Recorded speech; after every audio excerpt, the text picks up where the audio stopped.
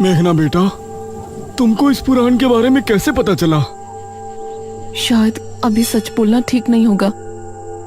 मुझे माफ कीजिएगा अंकल, मैं एक रात यहाँ अकेले आई थी, तभी मैंने उस चाबी को रखे देखा था, लेकिन वो उस तहखाने की है ये मुझे नहीं पता था।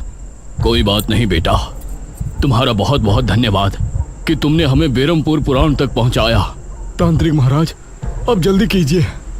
तांत्रिक महाराज ने किताब को खोला और पढ़ना शुरू किया। महाराज दमयंती के जवान और खूबसूरत हो जाने से बहुत खुश थे और इस तरफ राज्य के लोग निशिर-मोलों के खौफ से डर में थे। ऐसे ही 3 माह गुजर गए और एक दिन प्रजा के 2 आदमी महल में पहुंचे।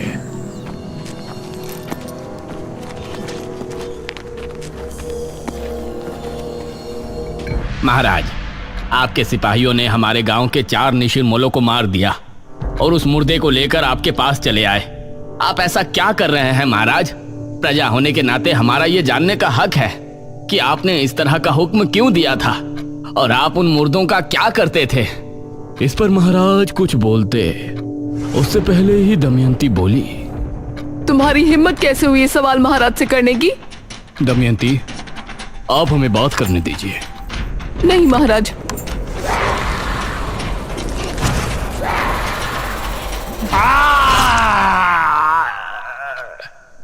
ये क्या? कौन हो तुम? दमयंती, एक डायन। ये सुनकर सभी हैरान और खौफ में थे। महाराज का भी शरीर थर थर कांप रहा था। तो आपने हमसे विवाह क्यों किया? क्यों प्रेम का खेल रचाया हमारे साथ? मैं ये पति पत्नी के किसी धर्म को नहीं मानती। मैंने जो कुछ भी किया सिर्फ इसलिए किया कि मुझे समय पर मुर्दों का खून मिलता रहे और उसी से मैं अपनी उम्र को 1000 साल बढ़ा लूं। क्या? ये क्या कह रही है पिताश्री? हाँ, यही सच्चाई है और इस काम में तुमने मेरी मदद की, इसलिए मैं तुमको छोड़ रही हूँ। अब निकल जाओ दोनों पिता और पुत्री यहाँ से। इस राज्य पर अब सिर्फ मेरा राज होगा, डायन दमयंती का। ये कहकर दमयंती ने अपने हाथ की एक उंगली महाराज की तरफ की और तभी राजकुमारी और महाराज इस तरह से महल से बाहर पहुंच गए जैसे किसी अदृश्य शक्ति ने उन्हें फेंका हो। अब दमयंती सिंहासन पर बैठ गई थी। उसने एक मांत्रिक को भी अपनी शक्तियों को बढ़ाने के लिए महल में रख लिया था, जो दिन और रात बस एक कमरे में बंद काली दुनिया के मंत्रों का जाप करता रहता था। महाराज और राजकुमारी भी बहुत परेशान थे। वो एक पहाड़ी पर छिपे बैठे थे। अब हम क्या करें? हमने अपने राज्य को भी मुसीबत में डाल दिया और खुद भी फंस गए। पिताश्री, आपने बहुत बड़ी गलती की है और हमें किसी भी तरह से इससे निपटना पड़ेगा। महाराज ने कुछ सोचा, फिर बोले, हमें ब्राह्मण जी से मिलकर बात करनी चाहिए। अब वो ही हमारी सहायता कर सकते हैं।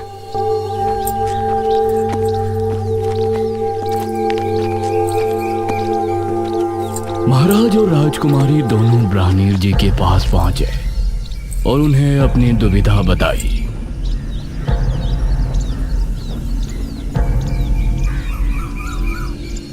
महाराज, दमयंती को मारना नामुमकिन है।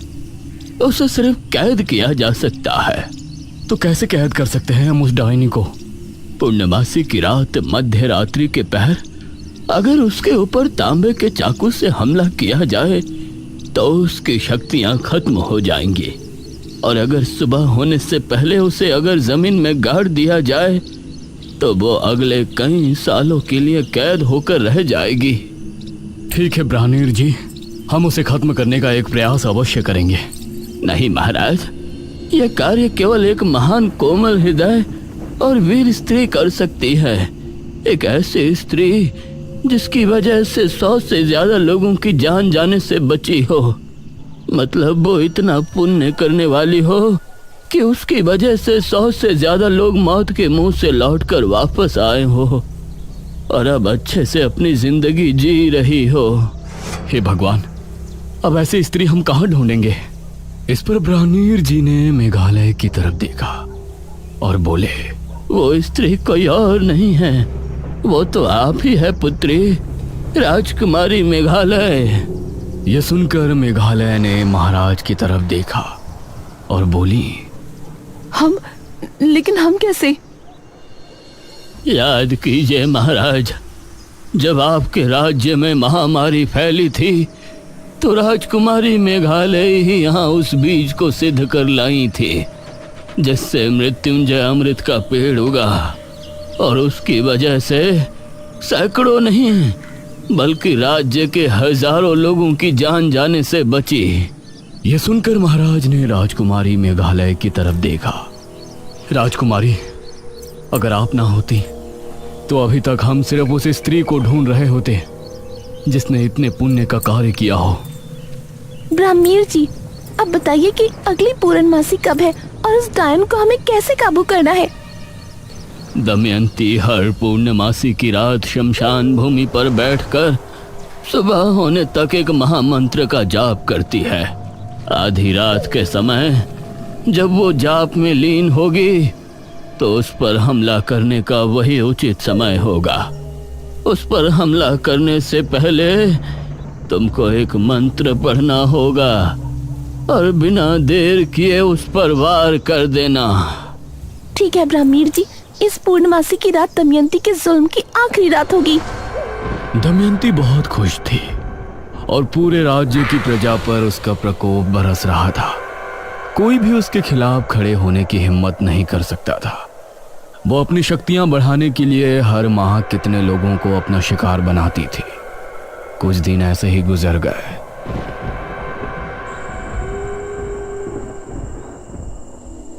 आज पूर्णमासी की रात है। आज आपको अपने कार्य को अंजाम देना है राजकुमारी।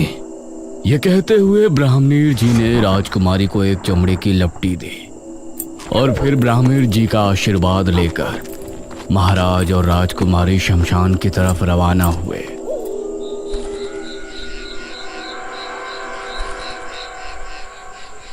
अभी दमयंती नहीं आई है, हमें सावधानी से छिपकर सब कार्य करना होगा। राजकुमारी, तुम उसे खत्म तो कर पाओगी ना? पिताजी, आप फिक्र मत कीजिए, हम कर लेंगे। अपनी प्रजा को बचाने के लिए हमारे प्राण भी चले गए तो हमें कोई संकोच नहीं होगा। आधी रात के पहर इनको घोड़ों की टोपों की आवाजें आने लगी। लगता है वो आ रही है। तभी एक रथ शमशान भूमि पर आकर रुका और दमयंती उससे बाहर उतरी। जाइए और सुबह होने से पहले वापस आ जाइएगा। यह सुनकर रथ वाला वहां से चला गया। पिताजी, आप यहीं रुककर इंतजार कीजिएगा। दमयंती एक घर में बैठकर आंखें बंद करके मंत्र जाप करने लगी। इस तरफ ब्राह्मणीर जी भी आंखें बंद किए मेघालय की सफलता के लिए प्रार्थना कर रहे थे। आधी रात के समय धीमे कदमों से राजकुमारी दमयंती की तरफ रवाना हो गई। दमयंती बहुत ही शांत भाव से जाप कर रही थी। राजकुमारी ने उसके पास जाकर मन में वो मंत्र पढ़ा जो ब्राह्मणीर जी ने उसे बताया था, लेकिन दमयंती की शक्तियों की वजह से उसने राजकुमारी के मन की आवाज सुन ली और उसने आंखें खोली। तू यहाँ क्या कर रही है? यह देखकर राजकुमारी हैरान रह गई, लेकिन इससे पहले दमयंती कुछ करती, राजकुमारी ने दमयंती के ऊपर वार कर दिया। दमयंती की चीख ऐसी थी कि वो पूरे राज्य में गूंज गई। लोगों के घरों में रखे बर्तन भी जमीन पर आ गिरे। राजकुमारी और महाराज उसे जमीन पर पड़े तड़पता देख रहे थे। तभी दमयंती एकदम शांत हो गई। उधर महल में बंद दमयंती का पुजारी बुरी तरह चीख पुकार करने लगा। महारानी दमयंती! वो बहुत गुस्से में था, लेकिन वो महल के अंदर बंधित था, इसीलिए वो बाहर नहीं आ सकता था। अगली सुबह राज्य के किले में जश्न मनाया गया। राजकुमारी की जय हो! राजकुमारी की जय हो! राजकुमारी, हम सभी आपके बहुत बहुत आभारी हैं। हमारा जीवन धन्य है कि हमें आपके जैसी वीर और बुद्धिमती राजकुमारी मिली, जिसने अपनी जान पर खेलकर हम सभी को दमयंती के श्राप से मुक्ति दिलाई। आप सभी से हमारी सिर्फ एक प्रार्थना है, हमारे पिता से जो गलती हुई उसके लिए उन्हें माफ कर दें। प्रजा राजकुमारी से बहुत खुश थी। उन्होंने उसकी बात को फौरन स्वीकार कर लिया। ब्राह्मीण जी, दमयंती को किस जगह कैद किया गया है? राजकुमारी, दमयंती को राज्य की एक गुफा के अंदर कैद किया गया है। वो वहाँ से वापस तो नहीं आने वाली ना? नहीं राजकुमारी, लेकिन अगर आप उस गुफा के अंदर पहुंची तो वो जरूर जा सकती है, क्योंकि उस पर रोक आपकी वजह से लगी है। अब आपको उससे दूर ही रहना होगा। भला हम वहाँ क्यों जाएंगे? हम तो खुद उसको एक बुरे सपने की तरह भूल जाना चाहते हैं। हमारी प्रार्थना है कि अब राज्य में सब कुशल मंगल होगा। अब सभी राज्यवासी बहुत खुश थे, लेकिन वो भूल गए थे कि अभी निशिर मोलो से वो आजाद नहीं है। जब शनिवार की रात आई और गांव में अजीब सा शोर गूंजा,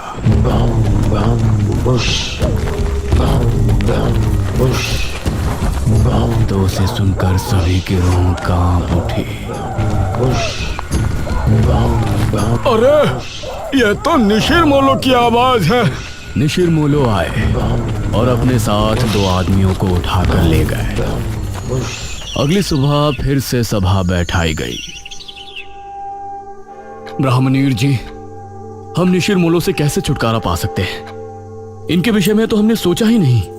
महाराज, हमें ये कहते हुए बहुत दुख हो रहा है, लेकिन निशिर मोलो को रोकना दमयंती से भी ज्यादा मुश्किल कार्य है।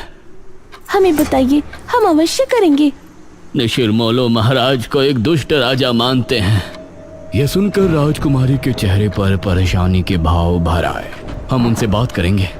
निशिर मोलो के गुनहगार हम हैं, तो उनसे प्रजा को मुक्त कराना भी हमारा कर्तव्य है।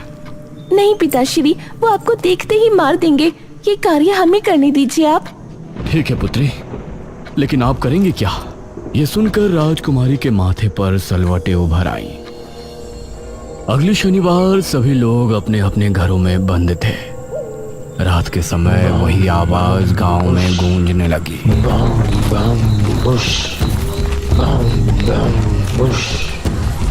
निशिर मोलो के खौफ से सभी के दिल दहल उठे थे।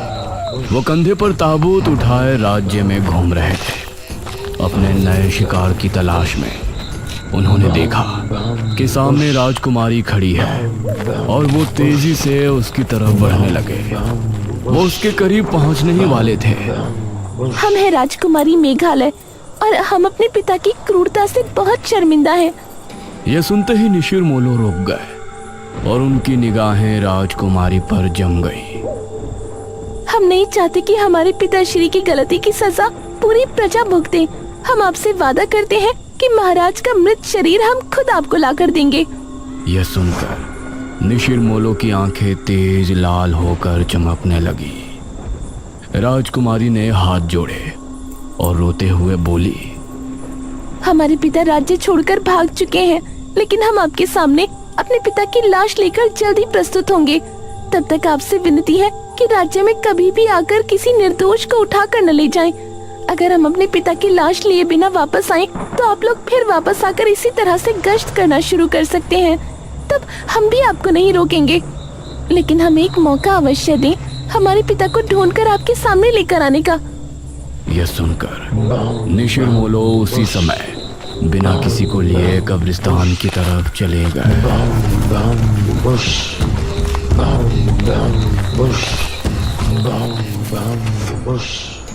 अगली सुबह सभी लोग महाराज और राजकुमारी के सामने प्रस्तुत थे।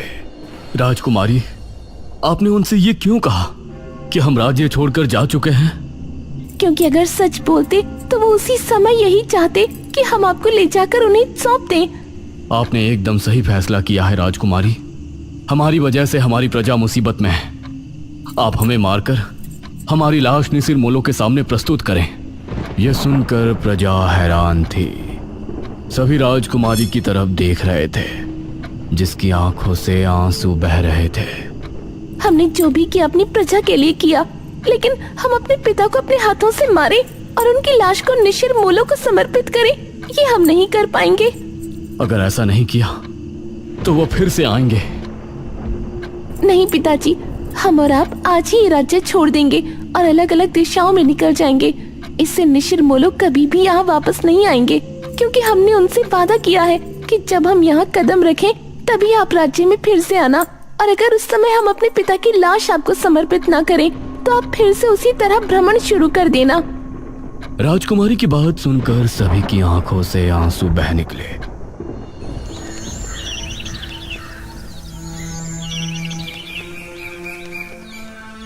उसके बाद राजकुमारी और महाराज ने उसी दिन राज्य छोड़ दिया और फिर निशिर मोलो कभी नजर नहीं आए। इतना पढ़ने के बाद ये तांत्रिक महाराज ने पुराण बंद कर दिया। इस पुराण के हिसाब से तो जब राजकुमारी राज्य में वापस आएंगी तभी निशिर मोलो वापस आएंगे, लेकिन अब 400 साल बाद वो क्यों लौटे हैं? क्या राजकुमारी गांव में वापस आ गई है? अगर वो आई है तो है कहाँ? ये तुम कैसी बातें कर रहे हो? भला 400 साल बाद राजकुमारी वापस कैसे आ सकती है? यही तो समझ नहीं आ रहा है कि निशिर मोलो आए हैं तो कैसे, क्या वजह है उनके वापस आने की? इसमें आगे की कहानी नहीं लिखी। महाराज और राजकुमारी का बाद में क्या हुआ? नहीं पुत्रे, पुराण समाप्त हो गया। मेघना की उत्सुकता देखकर इशिता को बहुत हैरानी हो रही थी। इतना सब कुछ जानने के बाद भी वही सवाल सबके सामने था कि निशिर मोलो वापस क्यों आए।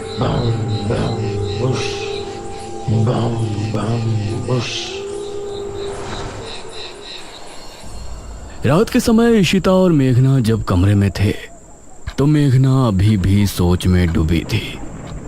मेघना, तेरा क्या चल रहा है यार? तू क्यों इतना गहराई में जा रही है? तभी अनुज भी कमरे में आ गया। सच में अब तो मुझे भी सब कुछ बहुत अजीब लगने लगा है। मेघना, तुमको कैसे पता कि वो चाबी वहां रखी थी और वो तहखाना कहाँ पर है? मुझे यकीन है कि तुमने झूठ बोला है। तुम राजमहल में मेरे बिना तो दोबारा नहीं गई होगी। इशिता और अनुज दोनों मेघना की तरफ गौर से देख रहे थे। मुझे बचपन से ही सपने आते थे जिनमें मृत्युंजय अमृत का पेड़ मुझे दिखाई देता था। जब मैंने यहाँ गांव की जमीन पर कदम रखा तो मौसम बदल गया था और आंधी आ गई थी। उसी रात मुझे महल के बारे में सपने आए और राजमहल से जब हम वापस आए तो उस रात मैंने खुद को सपने में राजकुमारी बने देखा। उसी सपने में मैंने खुद को तहखाने में जाते देखा और जब मैं महल पहुंची तो वो चाबी और तहखाना वहीं थे। सबसे जरूरी बात यह है कि जब मैं गांव में आई थी उसके अगले रात से ही निशिर मोलो ने गांव में आना शुरू किया। इतना सुनकर इशिता और अनुज दोनों हैरान रह गए। मेघना ने भी इन दोनों की तरफ देखा और सवाल किया, ये सब सुनकर अब तुम दोनों को क्या लगता है? इसका मतलब है कि पिछले जन्म में तुम ही राजकुमारी मेघना थी और निशिर मोलो इसलिए गांव में वापस आए क्योंकि तुम यहाँ वापस आ चुके हो। हाँ, ये सब मेरी वजह से हो रहा है। हे भगवान, तो अब हम क्या करेंगे? क्या हमें यहाँ से चले जाना चाहिए? नहीं, मुझे नहीं लगता कि उससे कोई फायदा होगा। या तो वो मुझे लेकर जाएंगे या फिर महाराज की लाश। ये तीनों अब गहरी सोच में डूब गए और उस तरफ तांत्रिक महाराज और गांव के लोग भी परेशान थे। इस कहानी में आगे क्या होगा? मेघना किस तरह से निशिर मोलो से गांव को आजाद कराएगी? ये जानने के लिए इस कहानी का अगला और आखिरी भाग जरूर देखें।